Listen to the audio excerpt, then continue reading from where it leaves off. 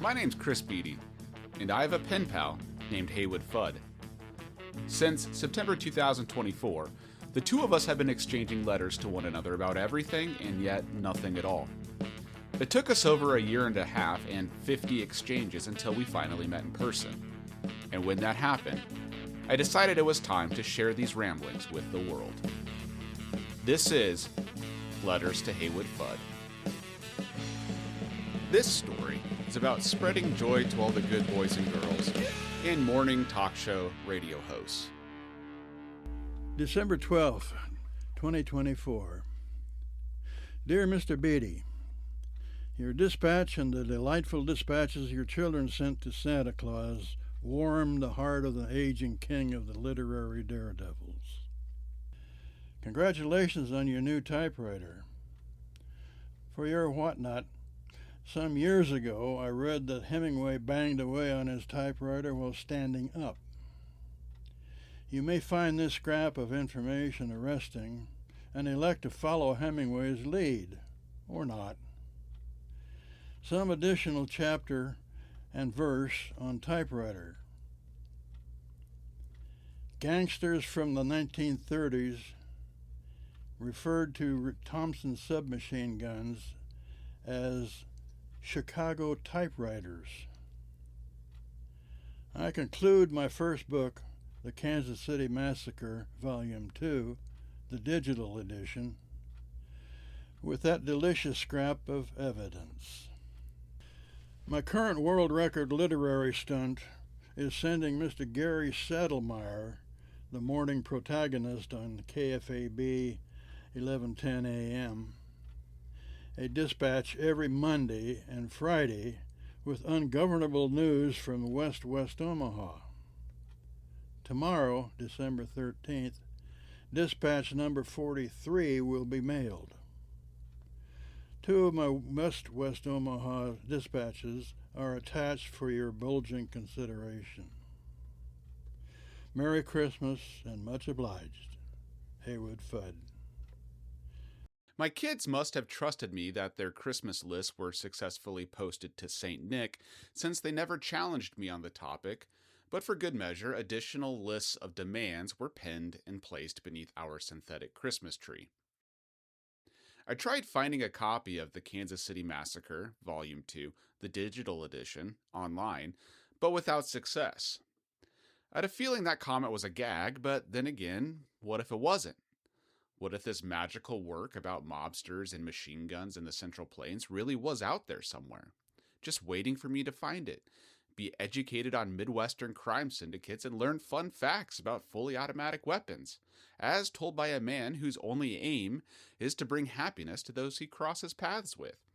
That is something I want to believe in.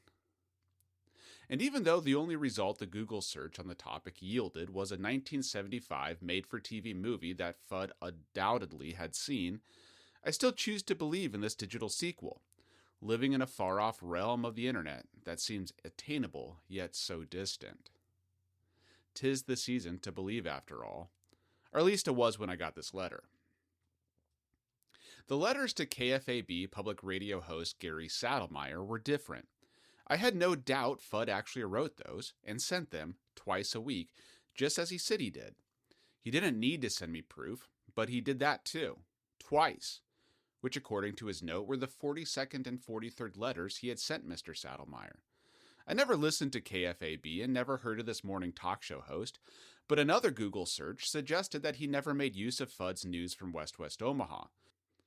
If you place Gary Sadlemyer Haywood Fudd together in a search engine, the query only retrieves a link to my own website. At least those are the only results that Google thinks I want to see. But Fudd seemed undeterred by this lack of acclaim or recognition from Mr. Sadlemyer. He kept at it, up until Sadlemyer announced his own retirement after a 50-year career on morning radio. Fudd wrote him up until August 4th, 2025, another 58 letters in all after the two he had sent me, making exactly 100 letters total. I know this because in 2025, a year after this first letter, he sent a spiral-bound compilation of them all as my Christmas present. And as it turns out, Gary Sadlemyer wasn't the only public figure Fudd had been writing twice a week. But more on that later. Exactly 100 letters more on that later. December 9th, 2024.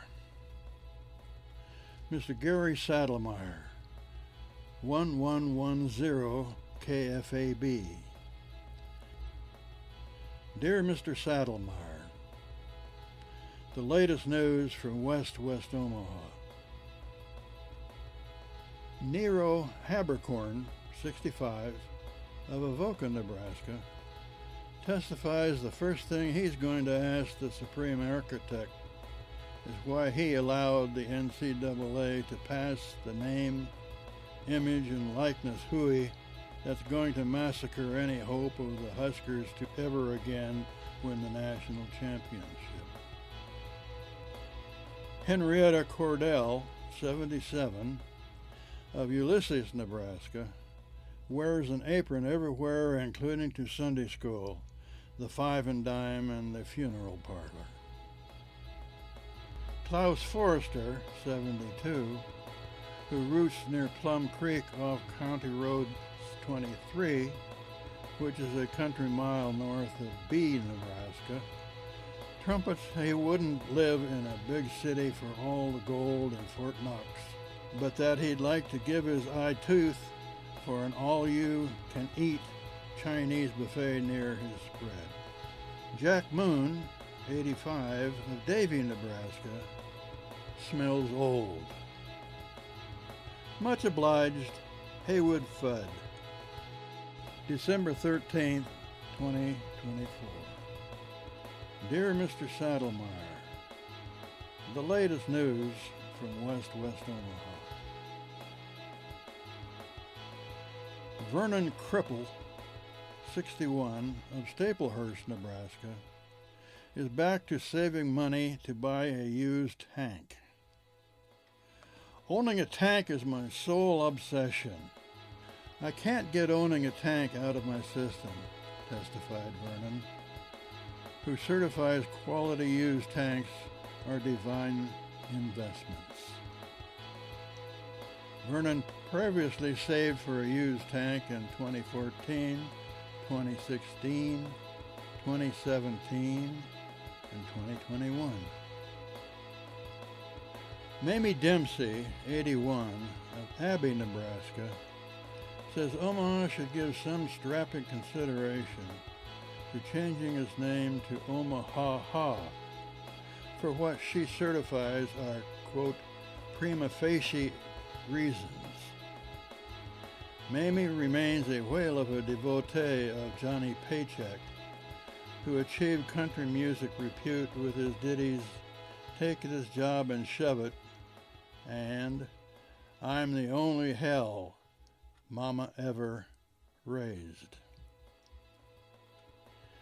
Justice Kroll, 55, of Dorchester, Nebraska, says it's not the brutal winters that ruffle his tail feathers, but the number of drivers he encounters on the roads who drive as though they couldn't hammer a railroad spike into a snowdrift.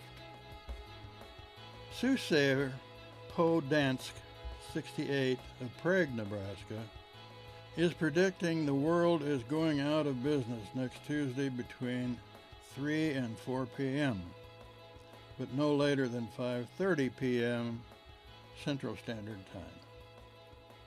Celeste Lady Godiva Freemer, 49, lives outside of Pickerel, Nebraska, on Southwest 2nd Road.